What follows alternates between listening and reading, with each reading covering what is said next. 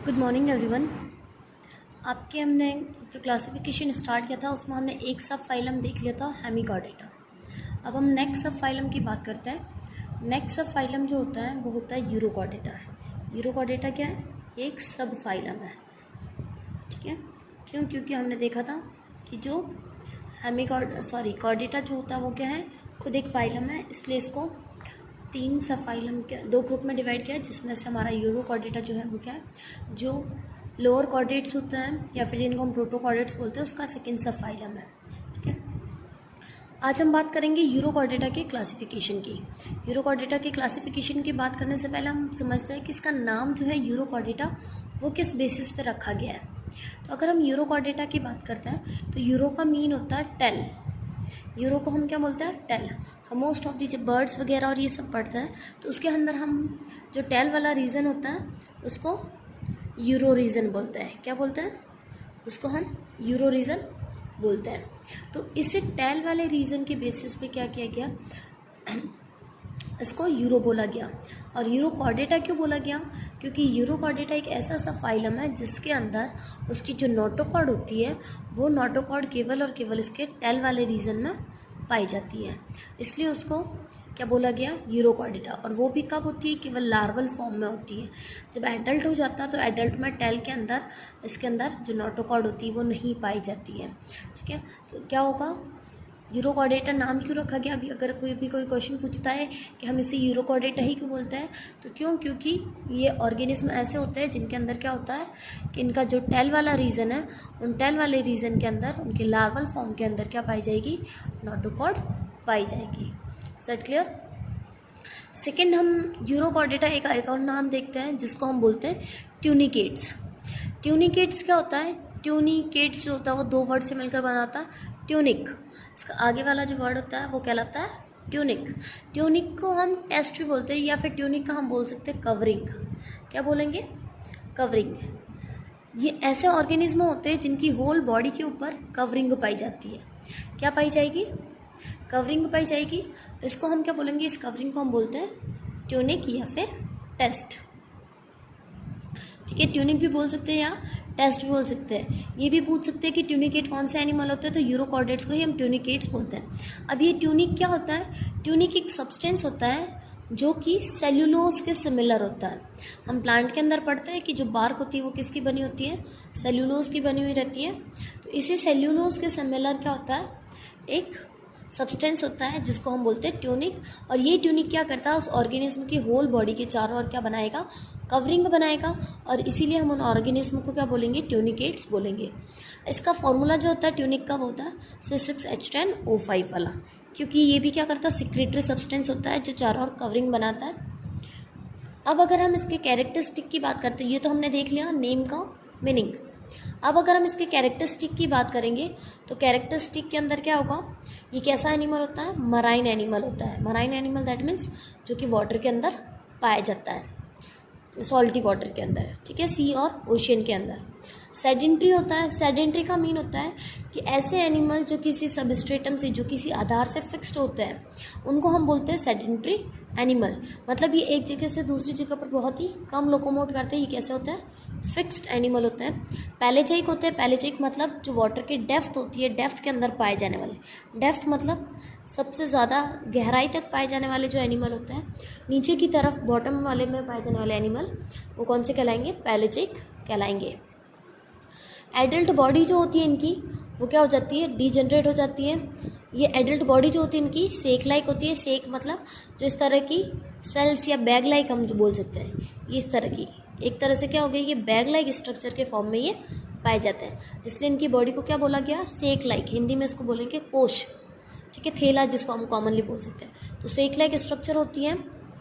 Unsegmented body होती है। Body के अंदर किसी भी तरह का कोई भी सेगमेंट नहीं पाया जाता, मतलब खंड जो होते हैं वो नहीं पाए जाते हैं। Without pair appendages. इसके अंदर ना तो कोई अपेंडेजेस होते हैं, अपेंडेजेस की ज़रूरत ही नहीं होती है। क्यों? क्योंकि ये एक ऐसा एनिमल होता है, फिक्स्ड एनिमल होता है। And usually without tail. Tail जो होती है वो भी नहीं पाई जाती है। टेल कब पाई जाती है? केवल लार्वल स्टेज में पाई जाती है, और उसी लार्वल स्टेज में जब इसमें नोटोकॉर्ड पाई जाती है। सीलोम जो होती है वो इसके अंदर एब्सेंट होती है। सीलोम को हम क्या बोलते हैं? कैविटी। सीलोम को हम क्या बोलेंगे, कैविटी जो होती है वो उसके अंदर क्या होती है, एब्सेंट होती है। एलिमेंट्री कैनाल की अगर अब हम, ये तो हमने एक्सटर्नल स्ट्रक्चर देख ली इतनी, अब अगर हम इसके इंटरनल स्ट्रक्चर की बात करते हैं तो इंटरनल स्ट्रक्चर में सबसे पहला आता है एलिमेंट्री कैनाल। एलिमेंट्री कैनाल जो होती है वो कंप्लीट होती है, ठीक है। इनकम्प्लीट एलिमेंट्री कैनाल इसमें नहीं पाई जाती है, कंप्लीट एलिमेंट्री कैनाल इसके अंदर प्रेजेंट होती है। लार्ज फेरिंग्स होता है, ठीक है, और उसके अंदर क्या होता है, 2 सेवरल पेयर गिल स्लिट्स के पाए जाते हैं। फेरिंग्स के अंदर क्या पाए जाएंगे, गिल स्लिट्स पाए जाएंगे, लेकिन ये कितने होते हैं, 2 पेयर होता है।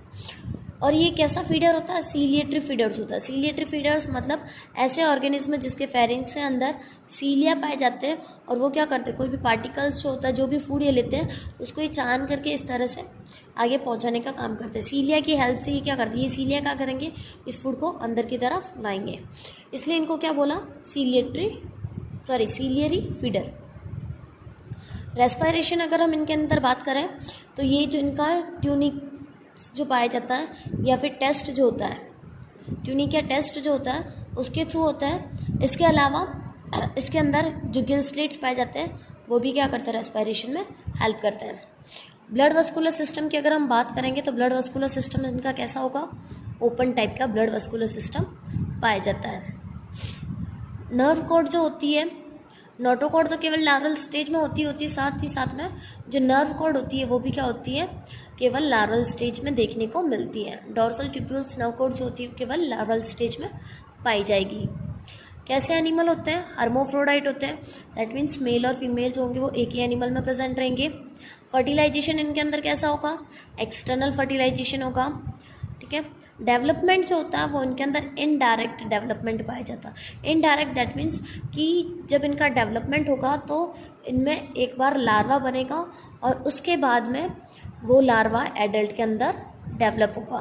फ्री स्विमिंग होता है लार्वा, और वो टेल की हेल्प से क्या करता है, एक जगह से दूसरी जगह पर मूवमेंट करता है। उसके बाद में जब ये फिक्स हो जाता है एक जगह पर, क्योंकि सेडिमेंट्री एनिमल होते हैं, तो जब एक जगह पर फिक्स हो जाता है तो उसके बाद में इनकी टेल रिमूव हो जाती है। तो ये तो हमने डिस्कस कर लिया इसके यूरोकॉर्डेटा के जनरल कैरेक्टर। अब हम बात करते हैं यूरोकॉर्डेटा के क्लासिफिकेशन की। तो यूरोकॉर्डेटा के अगर हम क्लासिफिकेशन की बात करें तो यूरोकॉर्डेटा को 3 क्लासेस के अंदर डिवाइड किया गया, एसिडिएसी, थैलिएसी और लार्वेसी। ये 3 क्लासेस होती हैं, एसिडिएसी, थैलिएसी और लार्वेसी। एसिडिएसी जो होती है, एसिडिएसी की अगर हम कैरेक्टर की बात करेंगे तो एसिडिएसी का कैरेक्टर क्या होता है, सॉलिटरी होता है, कॉलोनियल होता है। सॉलिटरी मतलब कल आपको बताया था कि सॉलिटरी का मीन क्या होगा, ऐसे ऑर्गेनिज्म जो अकेले रहते हैं, ठीक है, उनको हम बोलते हैं सॉलिटरी। या फिर ये कॉलोनियल भी हो सकते हैं, दोनों ही तरह के हो सकते हैं। कुछ एनिमल जिनको अकेले रहना पसंद है वो अकेले रहेंगे, कुछ एनिमल जिनको कॉलोनी में मतलब ग्रुप में रहना पसंद है वो ग्रुप में रहेंगे।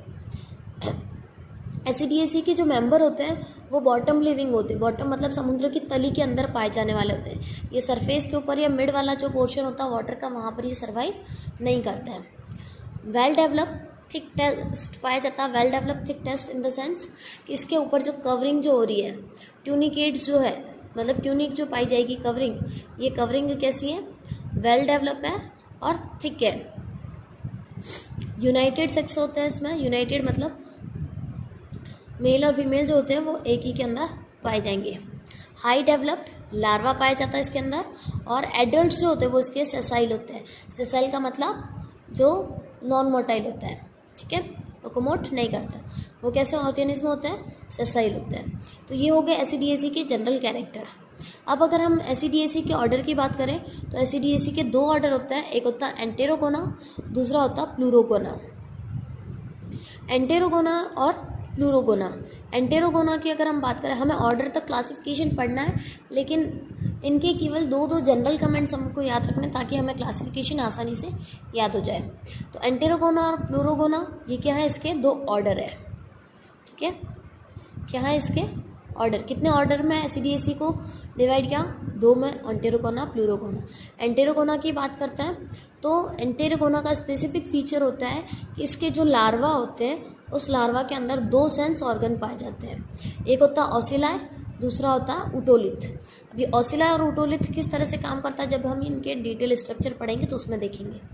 आपको इसका स्पेसिफिक फीचर याद रखना है। क्वेश्चन आ सकता है कि कौन से लार्वा के अंदर 2 सेंस ऑर्गन पाए जाते हैं, या फिर ओसिलाई और उटोलिथ दोनों ही सेंस ऑर्गन कौन से ऑर्गेनिज्मों में पाए जाते हैं या कौन से लार्वा में पाए जा सकते हैं। तो एंटेरोगोना के जो लार्वा होंगे उनके अंदर 2 सेंस ऑर्गन पाए जाएंगे, ओसिलाई और उटोलिथ।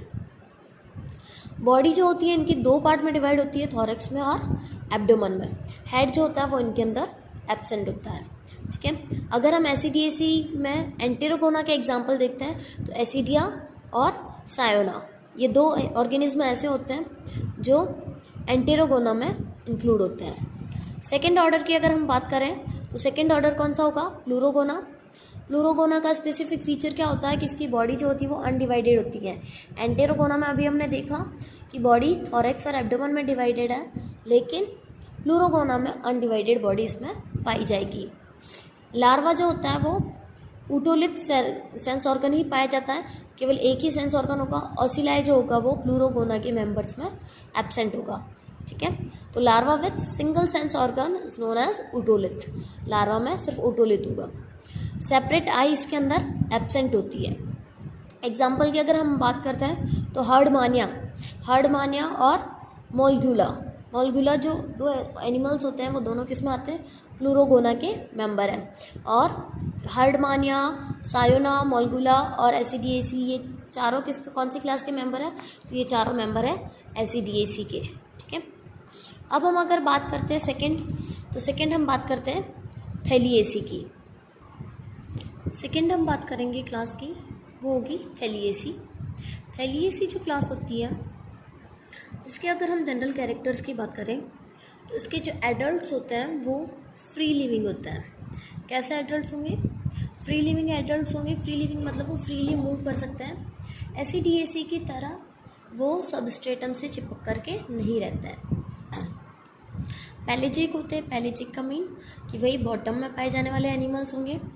ये वार्म टेम्परेट सीज़ में पाए जाएंगे। वार्म टेम्परेट सीज़ का मतलब होता है कि जहाँ का पानी जो होता है वो गर्म रहता है, या फिर गर्म क्षेत्र में पाए जाने वाले जितने भी समुद्र या महासागर वाला जो एरिया होता है वहाँ पर क्या होते हैं, ये थैलिएसी वाले जीव अपन को दिखाई देते हैं। इसीलिए इनको क्या बोला गया, वार्म टेम्परेट सीज एनिमल बोला गया। ये वार्म टेम्परेट सी में, समुद्र में पाए जाते हैं। इसके अलावा ये सॉलिटरी होता है या फिर कॉलोनियल, दोनों ही तरह के देखने को मिल सकता है। इसमें कुछ एनिमल्स सॉलिटरी रहेंगे मतलब अकेले रहेंगे, और कुछ ग्रुप के अंदर रहेंगे। ट्यूनिक की अगर इनके अंदर हम बात करें तो ट्यूनिक इनके अंदर परमानेंट होता है, लेकिन वो एसिडिएसी की तरह थिक नहीं होता है, वो थिन होता है और ट्रांसपेरेंट होता है। कैसा होगा, थिन होगा और ट्रांसपेरेंट होगा, ठीक है। ट्यूनिक परमानेंट तो है लेकिन वो थिन है और ट्रांसपेरेंट होता है। फेरिंग्स जो होता है उसके अंदर 2 कंडीशन होती है गिल स्लिट्स के बारे में, या तो 2 लार्ज गिल स्लिट्स पाए जाएंगे, या फिर अगर स्मॉल गिल स्लिट्स होंगे तो वो बहुत सारे गिल स्लिट्स पाए जाएंगे, ठीक है। तो फेरिंग्स में क्या होता है, या दोनों कंडीशन, या तो 2 लार्ज गिल स्लिट्स हो सकते हैं या फिर स्मॉल गिल स्लिट्स हो सकते हैं। सेक्सेस जो होते हैं वो इसके अंदर क्या होता है, यूनाइटेड होता है। लार्वा फॉर्म होता है या फिर एब्सेंट भी हो सकता है, दोनों ही कंडीशन होती है। लार्वा या तो बन भी सकता है या फिर लार्वा नहीं भी बन सकता, दोनों ही तरह के इसमें केसेस देखने को मिलते हैं। थैलिएसी की अगर हम बात करें तो थैलिएसी को 3 ऑर्डर में डिवाइड किया गया। कितने ऑर्डर में, 3 ऑर्डर के अंदर डिवाइड किया गया। पहला आता है पायरोसोमिडा, दूसरा आता है डोलियोलिडा, तीसरा आता है साल्पिडा। डोलियोलिडा और साल्पिडा इंपॉर्टेंट है क्योंकि इनके ऑर्गेनिज्म हम प्रैक्टिकल में भी पढ़ते हैं, इनके ऑर्गेनिज्म प्रैक्टिकल में हम देखते हैं। तो थैलिएसी के जो 3 ऑर्डर है उसमें पहला पायरोसोमिडा। पायरोसोमिडा की अगर हम बात करेंगे तो पायरोसोमिडा कैसा होगा, कॉलोनियल होगा और ट्यूबुलर होगा। गिल स्लिट्स इसके अंदर कैसे देखते हैं, टॉल गिल स्लिट्स में देखने को मिलता है। इसमें किसी भी तरह की कोई भी फ्री लार्वर या फ्री स्विमिंग लार्वल स्टेज नहीं बनती है, ठीक है। गिल स्लिट्स टॉल होते लंबे होते हैं, और लार्वल स्टेज जो होती है वो फ्री स्विमिंग वाली नहीं देखने को मिलती है। इसके अगर हम एग्जाम्पल की बात करें तो पायरोसोमा ये सिंगल जीनस है। क्या है, सिंगल जीनस, ठीक है, मतलब इसका केवल एक ही जीनस अभी तक पता है जो है पायरोसोमा, और वो कौन से ऑर्डर से बिलोंग करता है, पायरोसोमिडा से। सेकंड हम बात करेंगे डोलियोलीडा की। तो डोलियोलीडा जो होते हैं ये बैरल शेप के होते हैं। बैरल शेप मतलब ऐसे वो ड्रम लाइक वाला जो शेप जो होता है ना, उस तरह के ड्रम जैसे बड़े बड़े से किस तरह से होता है, तो उस बैरल शेप के ये डोलियोलीडा वाले ऑर्गेनिज्म देखने को मिलता है। इनके भी गिल स्लिट्स जो होते हैं वो कैसे होता है, स्मॉल होता है, लेकिन इनके अंदर टेल्ड लार्वा मतलब लार्वा जिनके अंदर पूंछ पाई जाती है, टेल पाई जाती है, तो ऐसे लार्वा दिखाई देते हैं। तो डोलियोलम का लार्वा जो होता है उस लार्वा स्टेज में इसमें क्या प्रेजेंट होती है, टेल प्रेजेंट होती है। तो डोलियोलीडा में एग्जाम्पल जो आएगा वो डोलियोलम आएगा, ये हमें प्रैक्टिकल में भी पढ़ना है। फिर थर्ड आता है साल्पीडा। साल्पीडा के अगर हम ऑर्डर की बात करते हैं तो साल्पीडा की बॉडी जो होती है, सॉरी ऑर्डर नहीं, साल्पीडा ऑर्डर की अगर हम बात करते हैं तो साल्पीडा की बॉडी जो होती है वो कैसी होती है, सिलेंड्रिकल बॉडी देखने को मिलती है, सिलेंडर लाइक। ये होते हैं ड्रम लाइक, सिंपल से याद करना, डोलियो मतलब ढोल, ठीक है, ढोल जैसे, और साल्पीडा मतलब सिलेंड्रिकल, सिलेंड्रिकल। तो सिलेंड्रिकल बॉडी इनमें देखने को मिलती है। इनके अंदर टेल लार्वा एब्सेंट होते हैं, मतलब लार्वा जो होते हैं इनके अंदर टेल नहीं पाई जाती है। तो साल्पीडा में टेल लार्वा एब्सेंट दिखाई देते हैं। एग्जाम्पल क्या हो गया साल्पीडा का, साल्पा। तो ये तीनों क्लासेस हो गई, सॉरी तीनों ऑर्डर हो गए। थैलियेसी से जो क्लास है उसके 3 ऑर्डर हमने देख लिए, पायरोसोमिडा, डोलियोलीडा और साल्पीडा। अब थर्ड जो क्लास आती है वो आती है लार्वेसी, ठीक है, एसिडिएसी हमने देख लिया और थैलियेसी हमने देख लिया। थर्ड क्लास इसकी कौन सी आएगी, लार्वेसी। लार्वेसी के अगर हम कैरेक्टर देखते हैं तो लार्वेसी के जो मेंबर होते हैं, ऑर्गेनिज्म जो होते हैं वो कैसे होंगे, स्मॉल होंगे, सॉलिटरी होंगे, और ये फ्री स्विमिंग करने वाले होते हैं, ठीक है, फ्री स्विमिंग होते हैं। साथ साथ में ये कहाँ पर रहेंगे, पैलेजिक।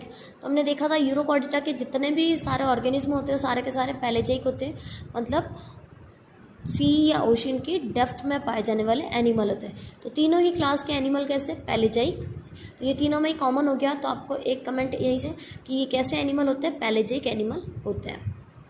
गिल स्लिट की अगर हम इनमें बात करते हैं तो गिल स्लिट इनके अंदर 2 गिल स्लिट हमको देखने को मिलता है, और इनके अंदर किसी भी तरह का कोई भी मेटामॉर्फोसिस नहीं होता है। बाकी की जो दोनों क्लासेस हैं, एसिडिएसी और थैलियेसी के जो ऑर्गेनिज्म होते हैं उनके अंदर मेटामॉर्फोसिस देखने को मिलता है, लेकिन जो लार्वेसी वाली क्लास है उस लार्वेसी में कोई भी मेटामॉर्फोसिस नहीं देखने को मिलता है। एक इसका स्पेसिफिक फीचर आता है कि जो हम इनको ट्यूनिकेट्स जो बोल रहे हैं, तो ट्यूनिकेट्स मतलब जो उनके ऊपर ट्यूनिक बन रहा है या टेस्ट जो बन रहा है, कवरिंग जो बन रही है, वो टेस्ट इनके अंदर लार्वेसी ऑर्गेनिज्म के अंदर टेस्ट की जो फॉर्मिंग होती है वो टेम्प्रेरी होती है। मतलब ऐसा नहीं है कि एक ही बार बनी और वो हमेशा चलती रहेगी, वो टेम्प्रेरी होती है और वो रिन्यूड होती रहती है। रिन्यूड मतलब जैसे हम स्नेक के अंदर देखते हैं ना कि स्नेक की बॉडी के ऊपर है ना जो एक है ना थैली लाइक स्ट्रक्चर जो उसकी स्केल वाली जो बनती है, स्नेक कुछ सालों बाद उसको हटा देता है, फिर उसके बाद वापस नहीं बनती है। तो इसी तरह से जो लार्वेसी के जो एनिमल होते हैं, ऑर्गेनिज्म होते हैं, उनके अंदर टेस्ट फॉर्मिंग भी कैसी होती है, टेम्प्रेरी होती है और वो रिन्यू होती रहती है। मतलब पुरानी वाली हटेगी और नई वाली उसके ऊपर टेस्ट की फॉर्मिंग होगी। हम इसके ऑर्डर की बात करें तो इसके ऑर्डर 2 होते हैं, एंडोस्टाइलोफोरा और दूसरा होता है पॉलीस्टाइलोफोरा। 2 ऑर्डर देखने को मिलते हैं, एंडोस्टाइलोफोरा और पॉलीस्टाइलोफोरा। अगर हम एंडोस्टाइलोफोरा की बात करें और पॉलीस्टाइलोफोरा की बात करें तो सिर्फ दोनों के एग्जाम्पल कुछ अलग अलग हैं। बाकी कैरेक्टर्स की हम बात करें तो कैरेक्टर्स दोनों के अंदर सिमिलर देखने को मिलते हैं। दोनों के अंदर बाइलेटरल सिमेट्री देखने को मिलती है, दोनों के अंदर फेरिंग्स के अंदर एंडोस्टाइल प्रेजेंट रहती है। पॉलीस्टाइलोफोरा जो होता है, पॉलीस्टाइलोफोरा में भी क्या होगा, बाई रेडियल सिमेट्री देखने, इसके अंदर बाई रेडियल होती है और इसके अंदर बाई लेटरल होती है, बस इतना सा है, होती बाई वाली लेकिन बस एक में एल एक में आर। तो एंडो में बाई लेटरल होगी और पॉली में बाई रेडियल सिमेट्री देखने को मिलती है। और एक के अंदर फेरिंग्स विथ एंडोस्टाइल होता है और एक के अंदर फेरिंग्स विदाउट एंडोस्टाइल होता है। सिर्फ इतना सा डिफरेंस याद रखना है कि जो लार्वेसी है, लार्वेसी के दोनों ऑर्डर के अंदर बाई सिमेट्री देखने को मिलती है, एक में लेटरल होगी दूसरी में रेडियल। लेटरल वाली होगी एंडो में, रेडियल वाली होगी पॉली में। एक के अंदर फेरिंग्स विथ एंडोस्टाइल होता है एंडो के अंदर, और क्योंकि एंडाइलोस्टफ हो रहा है तो मतलब उसमें फेरिंग्स के अंदर एंडोस्टाइल प्रेजेंट है, और पॉलीस्टाइल हो तो इसमें एंडोस्टाइल जो है वो विदाउट होगा फेरिंग्स, या एंडोस्टाइल हम बोल सकते हैं एब्सेंट होती है। तो नाम से ही याद रखना है, एंडोस्टाइलो मतलब फेरिंग्स में एंडोस्टाइल प्रेजेंट, और पॉलीस्टाइलो मतलब फेरिंग्स में एंडोस्टाइल एब्सेंट। सेम सेम ही कैरेक्टर्स हैं। अगर हम इसके एग्जाम्पल की बात करें तो एग्जाम्पल जो होता है वो इसका होता है कोवालास्किया। कोवालास्किया, ठीक है, ये किसका है? पॉलीस्टाइलोफोरा का। और अगर हम एंडोस्टाइलोफोरा के एग्जाम्पल की बात करें तो ओइकोप्लूरा। कौन सा एग्जाम्पल होगा? ओइकोप्लूरा, ठीक है, एंडोस्टाइलोफोरा का ओइकोप्लूरा और पॉलीस्टाइलोफोरा का कोवालास्किया, ठीक है, ये दो एग्जाम्पल होते हैं। तो यूरोकॉर्डेटा का यहाँ पर क्लासिफिकेशन जो है वो कंप्लीट हो जाता है। ये यहाँ पर छोटा सा चक्कर बोर्ड या चार्ट हम बोल सकते हैं, फ्लो चार्ट, जिसमें सिर्फ इसके ऑर्डर को मेंशन किया गया। एसिडिएसी के एंटेरोगोना, प्लूरोगोना, थेलिएसी के पायरोसोमिडा, डोलियोलिडा और साल्पिडा, लार्वेसी के एंडोस्टाइलोफोरा और पॉलीस्टाइलोफोरा। तो इस तरह से यूरोकॉर्डेटा का क्लासिफिकेशन कंप्लीट। इसके अंदर कोई भी ऑर्डर एक्सटिंक्ट नहीं है, कोई भी क्लासेस एक्सटिंक्ट नहीं है। तो सब सारी की सारी तीनों ही क्लासेस और इनके ऑर्डर को अपन को पढ़ना है, ठीक है। कल हम देखेंगे सिफेलोकॉर्डेटा का क्लासिफिकेशन। Thank you.